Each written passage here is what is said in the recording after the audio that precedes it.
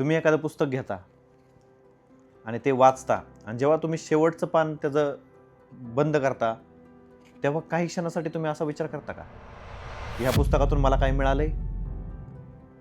खरंच पुस्तकं काही बदल घडवतात का? की आपण त्यातल्या गोष्टी अंडरलाईन करतो, कुठेतरी नोट्समध्ये लिहितो किंवा इंस्टाग्रामवर एखादं रील टाकतो किंवा कोट टाकतो आणि त्यानंतर 2 दिवसानंतर त्याबद्दल पूर्णपणे विसरून जातो.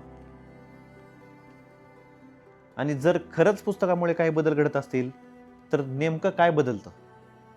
आपली बुद्धी, आपले विचार, आपली दुसऱ्यांबद्दल विचार करण्याची पद्धत किंवा आपण स्वतःबद्दल काय विचार करतो ह्याची पद्धत काही बदलते का? तर आज आपण याच गोष्टीचा शोध घेणार आहोत. आणि शेवटी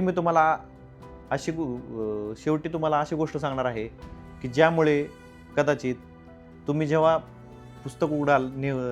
नवीन पुस्तक उघडाल तेव्हा असा प्रश्न विचारणार नाही की या पुस्तकाने माझ्यात काय बदल घडेल किंवा या पुस्तकातून मला काय मिळेल.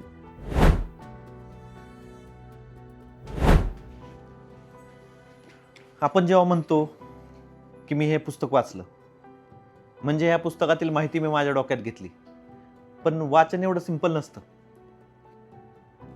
आपण एखादी कथा वाचतो तेव्हा आपल्या डोक्यात ते पात्र तयार होतं, त्यातील रस्ते तयार होतात, त्यातील एखादं घर असेल तर ते तयार होतं आणि जेव्हा ते पात्र घाबरतं तेव्हा काही क्षणासाठी का होईना आपणही घाबरतो. म्हणजे पुस्तक आपल्याला काही सांगत नसतं, ते आपल्याला काहीतरी अनुभवायला लावत असतं आणि कदाचित हीच खरी ताकद आहे पुस्तकाची.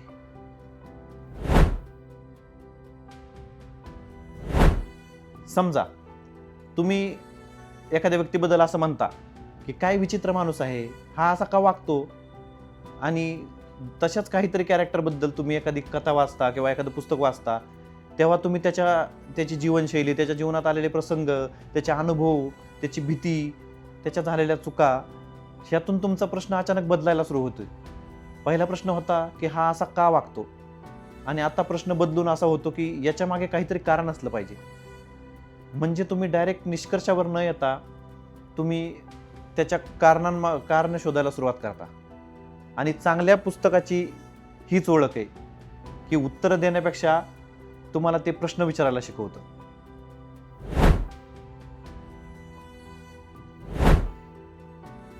आजकाल आपल्याला सगळं लगेच हवं असतं. प्रश्नाची उत्तरं लगेच पाहिजे असतात किंवा एखादं तुम्ही व्हिडिओ बघताय तर तो व्हिडिओ पण लगेच त्यातनं काहीतरी मिळालं पाहिजे. कधी कधी 30 सेकंदाचा रील पण तुम्ही स्किप करता. पण पुस्तकं तुम्हाला असं करू देत नाहीत. काही पुस्तकं 20-30 पानं वाचल्यानंतर खुलतात. म्हणजे ते असं काहीतरी शिकवत असतात की सगळ्या चांगल्या गोष्टी तुम्हाला लगेच काही मिळू शकत नाहीत. किंवा असंही काही वेळा होतं की 20-30 पानं वाचली किंवा 100-100 पानं वाचली तरी तुम्ही ते पुस्तक ठेवत नाही. याचाच अर्थ तुमचं लक्ष केंद्रित होतं एका ठिकाणी आणि तुम्ही एखाद्या गोष्ट जास्त वेळ बसून करू शकता किंवा तुमचं लक्ष लागून राहतं. किंवा असंही तुम्हाला मिळू शकतं की एखादी गोष्ट तुम्हाला लगेच मिळणार नाही, चांगल्या गोष्टी आयुष्यात लगेच मिळत नाहीत आणि ह्या गोष्टींचा तुम्हाला तुमच्या करिअरमध्ये किंवा तुमच्या कामात किंवा तुमचं काही अभ्यास करत असाल तर त्या अभ्यासात किंवा कोणत्याही क्षेत्रात तुम्हाला याचा उपयोग होऊ शकतो. आपण पुस्तकं वाचतो आणि त्याचा परिणाम आपल्या भाषेवरही होतो. आपल्या शब्दसाठा वाढतो, आपली वाक्यरचना सुधारते आणि एखादी गोष्ट सुंदर पद्धतीने कशी सांगायची हेही आपल्याला कळतं. एखादी गोष्ट कमी शब्दात सांगायची असेल तेही आपण करू शकतो किंवा एखादी गोष्ट वर्णन करून कशी सुंदर रीतीने मांडायची जे समोरच्याला पण आवडेल असंही आपण सांगू शकतो. म्हणजेच ह्याचा अर्थ काय की पुस्तकं आपल्याला काय बोलायचं फक्त हेच शिकवत नाहीत, तर पुस्तक आपल्याला कसं बोलायचं हेही शिकवतात. कदाचित हा पुस्तकांचा एक अंडररेटेड फायदा आहे.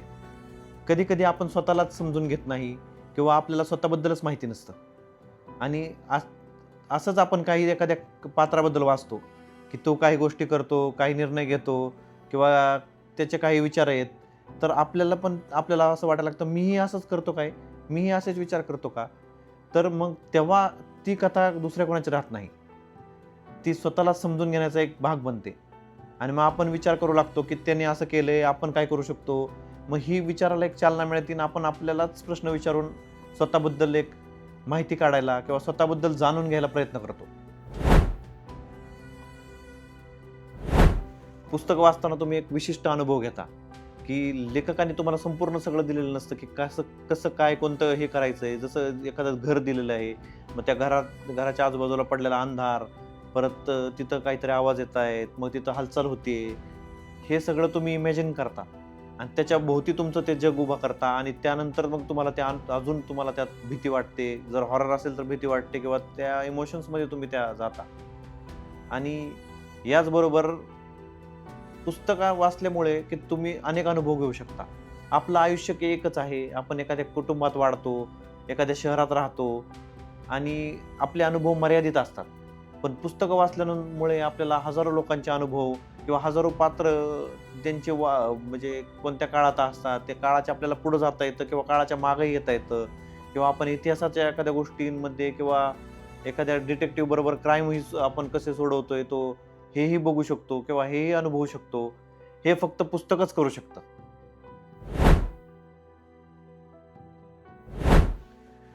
तर आत्तापर्यंत मी सांगितलेले जे काही बदल जे आपल्यात घडतात, ते कादंबऱ्यांनाही लागू होतात, विशिष्ट कथांना आणि सेल्फ हेल्प बुक्सला पण लागू होतात. सेल्फ हेल्प बुक्स जरा वेगळं पडतं.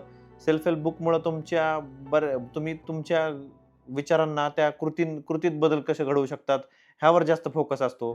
पण त्याही पुस्तकांचं कसं असतं, की कुठलंही पुस्तक तुमच्यात बदल घडवू शकत नाही.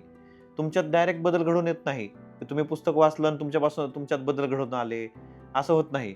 त्या पुस्तकातील माहिती तुम्हाला मिळते, मग त्याचा विचारात बदल होतात आणि ते विचार तुमच्यात डोक्यात येऊ लागल्यासारखे, की त्याच्यात कुठून तरी एक निर्णय घेतो आपण आणि त्या निर्णयाचं कृतीत जेव्हा रूपांतर होतं, तेव्हा ॲक्चुअल बदल घडायला सुरू होतो. आणि असंच तुम्ही जर एखादं ठरवलं, की गोष्ट मी पुस्तक वाचलं, त्यातले कोट्स घेतले आणि मित्रांना शेअर केले, की हे पुस्तक खूप चांगलं आहे आणि तिथं तुम्ही सगळं सोडून दिलं, तर तिथून तुमच्यात काहीच बदल होणार नाही. या व्यतिरिक्त जर तुम्ही असं ठरवलं, की मी दररोज पुस्तक वाचणार आणि मी 10 मिनिटं तरी वाचणार, असं तुम्ही दररोज फॉलो करत गेला, तर कुठेतरी तुम्ही तुमच्या बुकशेल्फवर जेवढी पुस्तकं असतील किंवा जेवढी तुम्ही पुस्तकं खरेदी केली असतील, ते सर्व तुम्ही वाचून काढताल. म्हणजे तुमच्या कृतीवरच तुमचा बदल घडणं ही खूप मोठी गोष्ट आहे, की तुम्ही त्या गोष्टीला कसं कृतीत आणता हे तितकंच इम्पॉर्टंट आहे, जितकं तुम्ही ती माहिती घेताय आणि त्या विचारांनी तुम्ही फिरताय. वाचनाची एक मजेशीर गोष्ट आहे, की आपल्याला सुरुवातीला वाटत असतं, की आपल्याला बरंच माहिती आहे. पण जसं-जसं आपण वाचायला लागतो, 1 पुस्तक वाचतो, 2 वाचतो, 10 वाचतो, 20 वाचतो, त्यानंतर आपल्याला कळायला लागतं, की आपल्याला बऱ्याच गोष्टी माहिती नाही आहेत. आणि बऱ्याच गोष्टीत असं होतं, की आपल्याला तिथं मग की आपण विचार करतो, की ह्या गोष्टीतलं मला जास्त माहिती नाही, त्यामुळे मी तिथं निर्णय देऊ शकत नाही. ही गोष्ट म्हणजे काही आपल्यात कमीपणा येणं नाही, तर आपल्या ज्ञानालाही मर्यादा आहेत, ही गोष्ट जाणून घेणे.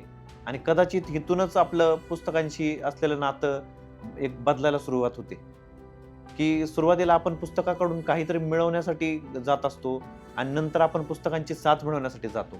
काही पुस्तकं आपल्याला कठीण काळात मदत करतात, काही पुस्तकं आपलं मन हलकं करतात, काही पुस्तकं आपल्याशी असहमती होतात आणि काही पुस्तकं आपण पुन्हा पुन्हा वाचतो. कारण ते पुस्तक बदललेलं नसतं, आपण स्वतः बदललेला असतो. त्यामुळं जरी 5 वर्षांनी आपण ते पुस्तक सेम वाचलं परत, तर आपल्याला त्यातून काहीतरी नवीन मिळतं.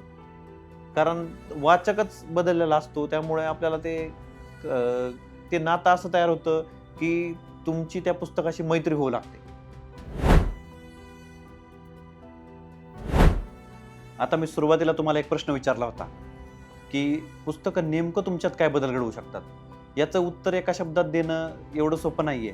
पण पुस्तकं तुमचा दृष्टिकोन बदलू शकतात, तुमच्या भाषेवरची पकड मजबूत करू शकतात, परत तुमचे इमॅजिनेशन बदलू शकतात, परत म्हणजे इमॅजिनेशन पॉवर वाढवू शकतात आणि तुमची स्वतःकडे पाहण्याची किंवा दुसऱ्याकडे पाहण्याची पद्धत बदलू शकतात.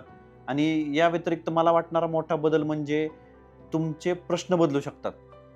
कारण बऱ्याच वेळा योग्य उत्तरांपेक्षा योग्य प्रश्न महत्त्वाचा असतो. म्हणूनच कदाचित आपण पुस्तक वाचून संपवतो आणि पण पुस्तक आपल्याला संपवत नाही. म्हणजेच ते आपल्या मनात कुठेतरी असतं. त्यातील शब्द, त्यातील पात्र, त्यातील प्रसंग किंवा त्यातील काही विचार हे आपल्या मनात कुठेतरी राहिलेलेच असतात. आणि म्हणूनच मला वाटतं की पुस्तकं आपल्यात एकदम एकाच दिवशी बदल घडवून आणत नाहीत. ते आपल्याला कुठेतरी निर्णयाच्या वेळी एखाद्याला माणसाबरोबर वागताना किंवा आपल्या कठीण काळात किंवा एखाद्या शांत रात्री आपण बसलेलो असेल तरी त्या पुस्तकाची आठवण होते. आणि ते पुस्तकाचे जे काय असेल गोष्टी ते आपल्या हळूहळू कृतीत दिसायला लागतात. मग ते कृतीत नंतर आपल्या भाषेत पण दिसायला लागतात, आपल्या विचारात ते दिसायला लागतं. आणि हा बदल एका एका दिवसात घडत नाही. त्यामुळे कदाचित पुस्तकाचा खरा परिणाम हा पुस्तकाच्या शेवटच्या पानावर होतच नसतो. तो सुरू होतो पुस्तक बंद केल्यानंतर. आता मला तुमच्याकडून एक गोष्ट जाणून घ्यायची आहे की तुमच्यामध्ये कोणत्या पुस्तकाने बदल घडवून आणला आणि तो काय बदल होता हे मला नक्की कमेंटमध्ये कळवा. ह्याने काय होईल की पुढे कोणतरी पुस्तक वाचणार असेल त्यालाही कोणतं पुस्तक वाचायचं ह्याचं सजेशन मिळेल आणि त्याच्याही आयुष्यात थोडा का होईना बदल घडवून येईल. भेटूया पुढच्या व्हिडिओमध्ये. तोपर्यंत वाचत राहा.